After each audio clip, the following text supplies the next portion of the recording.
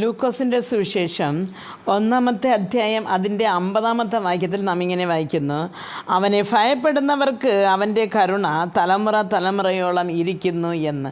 പ്രിയ ദൈവമക്കളെ, ദൈവഭയം ഇന്ന് ഇല്ലാതെയാണ് മനുഷ്യൻ ജീവിക്കുന്നത്. ദൈവത്തെ ഭയപ്പെടുന്നില്ല. പക്ഷേ ഇവിടെ പറയുന്നത് ദൈവത്തിനെ ഭയപ്പെടുന്നവർക്ക് ദൈവത്തിൻ്റെ കരുണ തലമുറ തലമുറയോളം ഇരിക്കും എന്ന്.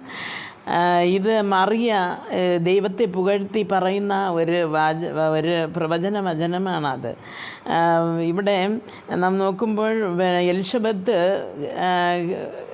ഗർഭിണിയായി എന്നറിയുകയാണ് മറിയയ്ക്കും പരിശുദ്ധാത്മാവിനാൽ അവളും യേശു കുഞ്ഞുവിനെ ഗർഭം ധരിക്കുകയാണ് ചെയ്തത്.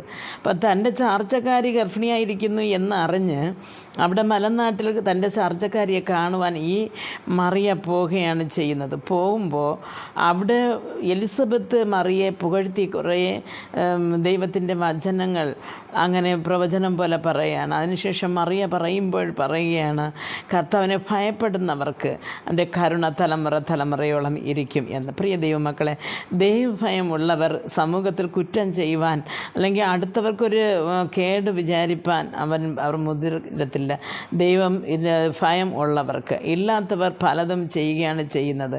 ആയതുകൊണ്ട് പ്രിയ ദൈവമക്കളെ, ഇന്ന് നാം ദൈവഭയത്തോട് ദൈവകൽപ്പനകളെ അനുസരിച്ച് ജീവിപ്പാൻ ദൈവം നമുക്ക് ഓരോരുത്തർക്കും കൃപ നൽകട്ടെ എന്ന് പ്രാർത്ഥിക്കുന്നു. ആമേൻ.